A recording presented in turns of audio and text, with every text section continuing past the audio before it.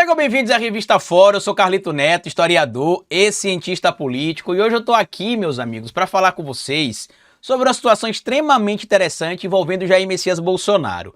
Da semana passada para cá, a gente já mostrou que a situação do Bolsonaro, que já era muito grave, se deteriorou ainda mais, tanto que a gente está vendo toda a movimentação dele, indo para o hospital, tentando já cavar ali a possibilidade de cumprimento de uma prisão domiciliar após a condenação. Lembre vocês, o julgamento do Bolsonaro está marcado para ter início, junto com os demais membros ali do chamado núcleo crucial, a partir do dia 2 de setembro. É provável que já no dia 12 de setembro a gente já tenha a condenação do Bolsonaro confirmada ali e que os recursos sejam exauridos ainda entre o mês de setembro e outubro. Mas tem uma situação importante aqui. Por quê?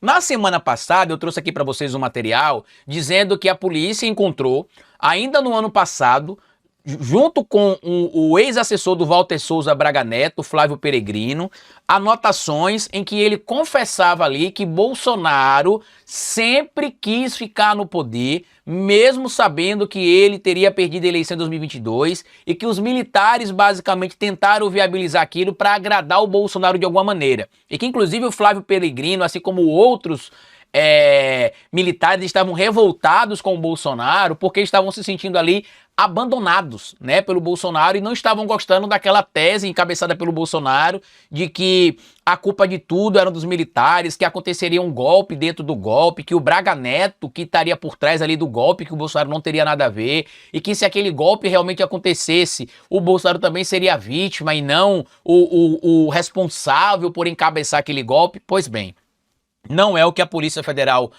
entende pela materialidade que se tem e não é também o que aqueles indivíduos do entorno do Bolsonaro têm ajudado a confirmar. A gente já viu que dos últimos 30 dias para cá, por exemplo, o Mário Fernandes confessou a criação do plano Punhal Verde e Amarelo, pensou e escreveu, né, como ele fala, não, são meros pensamentos digitalizados. Eu pensei e digitalizei, mas não levei isso para ninguém. A polícia não engole esse migué. Por que não engole esse migué, Carlito? Porque a polícia descobriu, como eu já citei aqui em algumas oportunidades também, para quem não sabe, migué é conversa mole, tá? Aqui no Nordeste a gente utiliza isso, né? Migué, garoba. Então, quando alguém é garobeiro ou miguezeiro, ele é mentiroso, falador, né? Omite a verdade, distorce as coisas. Então, a polícia não engoliu esse migué, encabeçada ali pelo Mário Fernandes. Por quê? Porque se descobriu que a impressora imprimiu 3 cópias do plano Punhal Verde e Amarelo e que 40 minutos aproximadamente após a impressão do documento, o Mário Fernandes saiu do Palácio do Planalto e foi encontrar com o Bolsonaro no Palácio da Alvorada. E ali tem outros materiais também que a polícia encontrou que conectam os pontos e que confirmam que, na verdade, o Mário Fernandes foi encontrar com o Bolsonaro no Palácio da Alvorada para apresentar o Punhal Verde e Amarelo, a operação que mataria Lula, Alckmin e Alexandre de Moraes. Depois a gente também viu Marcelo Câmara recentemente confirmando que ele monitorou o ministro Alexandre de Moraes a mando do Bolsonaro. Até então ele negava isso, né? Dizia que não tinha recebido ordem diretamente do Bolsonaro, que outra pessoa teria pedido, né? Mauro Cid, ou até em alguns momentos negando que ele teria feito monitoramento, ou dizendo que teria feito por outro motivo. Agora ele confessou alguns dias atrás que o monitoramento foi feito a pedido direto do ex-presidente Jair Messias Bolsonaro. Mais recentemente a gente teve o Flávio Peregrino confirmando que o Bolsonaro queria se manter no poder mesmo com a derrota. E aí agora, meus amigos, saiu um material muito importante na coluna do Lauro Jardim, no último final de semana, acho que no domingo, se não me falha a memória, que trazia o seguinte, ó, as provas de que Bolsonaro ignorava intencionalmente restrições de Moraes. Já foram extraídos e analisados pela Polícia Federal os dados dos 2 celulares de Jair Bolsonaro apreendidos nos últimos 30 dias. Um na operação que foi obrigado a botar a tornozeleira eletrônica e o outro no dia da decretação de sua prisão domiciliar. Há várias revelações no material. Uma delas é que fica patente que Bolsonaro desrespeitava as medidas cautelares impostas por Alexandre de Moraes de forma consciente, ou seja, de forma intencional, de forma dolosa. Ultrapassava intencionalmente os limites estabelecidos. Por que isto é importante, Carlito? E por que você está citando isso? Porque eu já mostrei aqui na Revista Fora em algumas oportunidades, tanto nas minhas análises aqui que eu faço de segunda a sexta às 16 horas no Carlito Neto na Fórum, quanto as minhas participações no Fórum 11h30 às quartas-feiras, que quando se for fazer o cálculo da pena do Bolsonaro, que a gente chama dentro do direito de dosimetria da pena, vai se levar em consideração tudo isso aqui para aumentar a pena do Bolsonaro. Por quê, Carlito? Quando se faz o cálculo da dosimetria da pena, o magistrado não olha assim para o caso e faz assim, deixa eu ver aqui. Esse caso aqui a pena mínima é 4 anos, a máxima é 12, eu vou dar 6. Nesse outro aqui a pena mínima é 4, a máxima é 8, eu vou dar 5. Não é assim que funciona. Existe um cálculo para isso, que a gente chama de dosimetria da pena, que geralmente é dividida em 3 fases, até chegar à última fase, que é a pena real que será aplicada ao indivíduo. E neste momento, a gente entende que, por exemplo, circunstâncias agravantes aumentam a pena e circunstâncias atenuantes diminuem a pena, em tese. Em via de regra no direito, uma situação atenuante e um agravante geralmente se anula, né? Se eu tenho uma situação que pode aumentar a pena e uma situação que pode diminuir a pena, em geral ela se anula, nem aumenta nem diminui. Só que no caso do Bolsonaro, são tantas situações agravantes, meus amigos, que como eu tenho citado aqui em várias oportunidades, na minha análise, o Bolsonaro pegará uma pena mínima de 28 anos e uma máxima ali entre 35 e 43, né? Eu não acredito que ele pegará uma pena inferior a 35 anos como pena máxima. O próprio Kaká, inclusive, com um advogado respeitadíssimo, que inclusive participa sempre aqui na Revista Fórum com a gente de algumas análises, já trouxe ali que no cálculo dele, a pena mínima que o Bolsonaro deverá pegar é de 30 anos e ele acredita que a máxima também é entre 38 e 40, 35 e 40 anos aproximadamente, é o cálculo que eu venho citando também aqui há alguns meses. Eu não acredito que ele pegará uma pena menor que isso. Lembrando, pena não quer dizer que ele vai ficar 30 anos preso, 40 anos preso. O Bolsonaro, né, já tem idade, né? Infelizmente os canalhas, os fascistas, os bandidos, os genocidas também ficam velhos, né? Tem problema de saúde, muita gente está questionando se ele vai cumprir a prisão em regime domiciliar. E aí eu preciso lembrar vocês que depende. Pelo que está acontecendo hoje, ele cumpriria a pena no regime fechado, claro, com atenção médica, com saída para ir ao médico para cuidar da saúde, porque ele tem um problema de saúde, isso é um fato.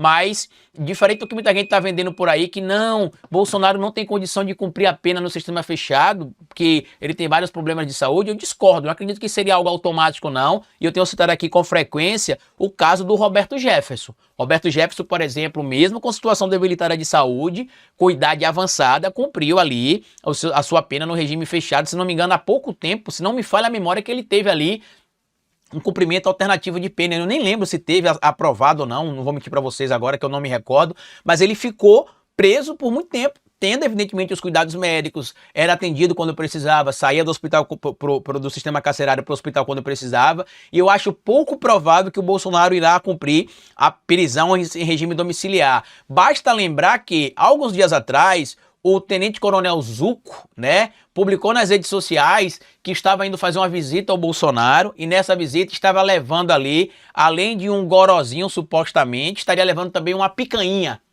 para assar na casa do Bolsonaro. Né? A Michelle Bolsonaro, percebendo que aquilo poderia dar merda pro marido, foi para as redes sociais, negou a informação, disse que não era verdade, que o Zuco teve lá para fazer churrasco, que o churrasco não foi feito, que a informação não era verdadeira, e a justiça está de olho em tudo isso. Então, quando sai essa informação de que a Polícia Federal encontrou mais material comprovando que o Bolsonaro descumpria intencionalmente as restrições, isso complica a já complicada situação dele. Eu sei que parece meio pleonasmo isso, mas é verdade. Porque na hora de levar em consideração a dosimetria da pena, além de se levar em consideração tudo isso, vai se levar em consideração a tentativa de obstrução de justiça, que está sendo feita pelo Bolsonaro, custeando o Eduardo Bolsonaro dos Estados Unidos da América, a tentativa de ataque à soberania nacional, a tentativa de ataque à democracia brasileira, a tentativa de coação no curso do processo.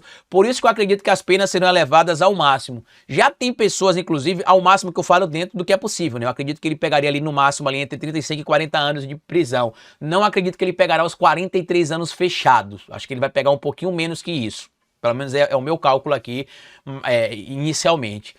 Mas já tem gente no entorno do bolsonarismo dizendo que ele está em depressão, que ele está muito triste, que não aceita a possibilidade de ser preso, porque ele não preparou-se para isso, que não imaginava que seria assim, que não sabia que o resultado seria esse, que ele sempre imaginou que conseguiria contornar, e não vai conseguir contornar. Você vai para o chilindró, Bolsonaro.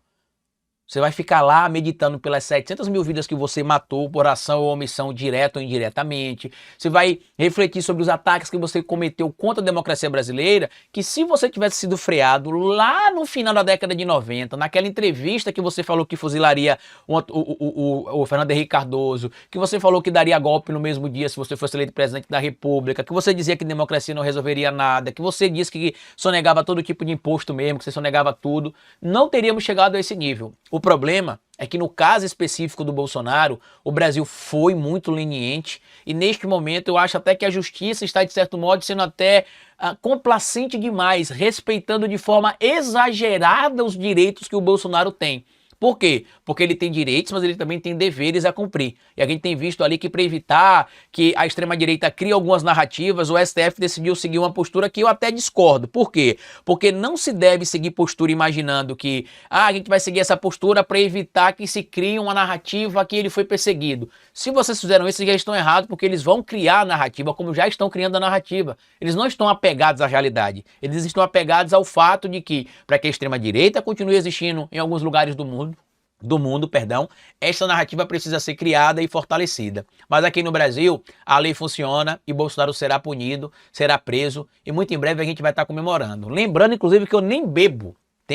Vão fazer agora em novembro 4 anos que eu não bebo. Mas eu ganhei no ano passado da revista Fórum 2 vinhos aqui que são guardados na geladeira para no dia que sair a condenação do Bolsonaro eu abrir o vinhozinho, tomar ali meu copinho de vinho, ó, bem gostoso, para comemorar a prisão desse canalha que foi responsável, como eu disse para vocês, por tentar levar o Brasil para uma ditadura militar, por matar, por ação ou omissão, cerca de 700 mil pessoas, entre estas 700 mil pessoas, um dos meus melhores amigos e o meu avô. A hora de você pagar tá chegando, Bolsonaro. Grande abraço, deixa aqui o seu comentário e até a nossa próxima análise aqui amanhã. Tchau!